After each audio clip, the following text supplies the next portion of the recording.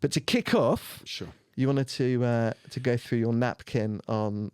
Oh, yeah. Life. So my entire life philosophy in a napkin. Yeah. It's funny, it took me 40-something years to get here. So I've spent a lot of time over the course of my life classifying things, but it's usually objects. I thought I would try and turn that attention to classifying behaviors and the impact in that behavior. And because I was teaching workshops anyway, I was thinking, how am I going to teach this to other people? What does that look like? And so it led me in the end to summarizing my entire life. I'm not even going to say philosophy, but approach to working with people on a napkin. And it's so simple, it's painful, but it actually has some, I don't know about profound implications, but some useful implications, right? So in life, If you can't see his drawing right now. this is as good as my drawing is going to get, right? I've put a line down the middle and a plus on one side and a minus on the other side. All that really says is, in life, some stuff happens to you. Some of that is good and some of that is not good. Yeah. Or you interpret it as not good and it's out of your control. What is in your control is how you respond to it. So I've drawn another line, now a horizontal line, and there are now 4 squares. This is what you end up with. Plus plus in the top right, plus minus, a minus minus, and a minus plus. What happens to you in life and how you respond? Plus plus is some good things happen and you add to it. Yeah. Contributing. Yeah. Something good happens, you made it better. You added to something, you were part of something.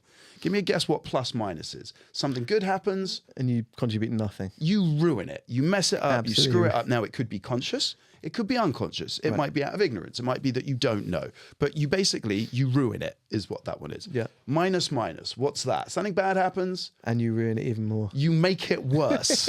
You make it worse. All right. And then the last one, minus plus. Bad things happen, but you're positive and make it better. You turn it around. Exactly that, right? Yeah. I observe that I have better days when I do the 2 at the top.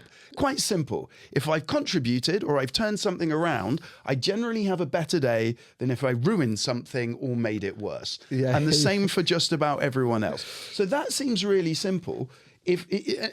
Like deceptively simple. But when you look at it, if I'm having better days with a minus plus or a plus plus, it doesn't matter if good things or bad things happen to me. My response should be the same, generally speaking, the plus. Yeah.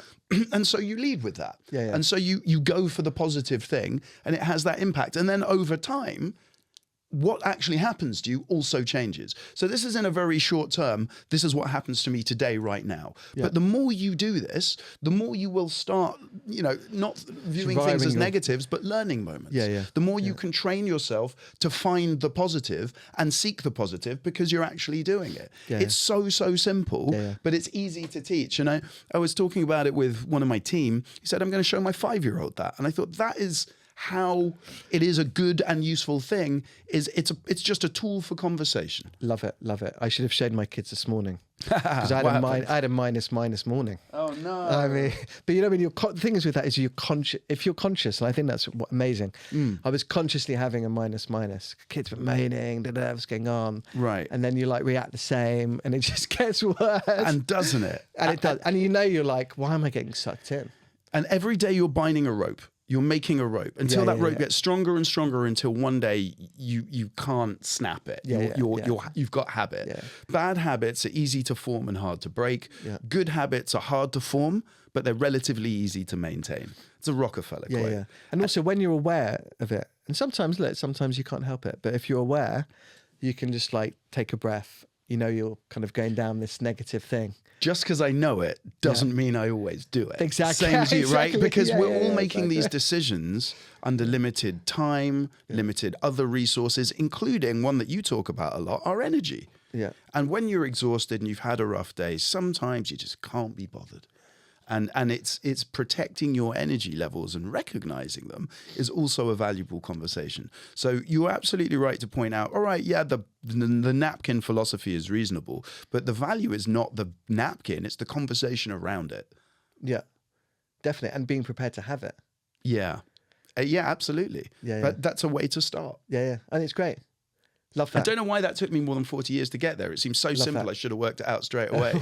But I was like, well, someone said, well, you're really good at classifying things. Well, you do it a lot anyway. I was like, so now you've just classified everything else. And I'm like, in a manner of respects, I really have. Yeah. And I think as a tool for conversation and a tool for education, it's quite useful. I taught it in a workshop as a trial where I had a group of at-risk youth and we talked it through and I said, give examples of these different behaviors. And the reason that we did, on one, again, I split the paper, said, give me the examples of the minuses. Yeah. Give me the minus and the plus minus. In order that on the other side of the paper, give me the opposite. And there are more than one opposite to each of it. You might ruin it in a certain specific way. You might be spiteful, you might be jealous. The opposite of that might be support, or it might be love, or it could be a bunch of things that are positive acts. Yeah.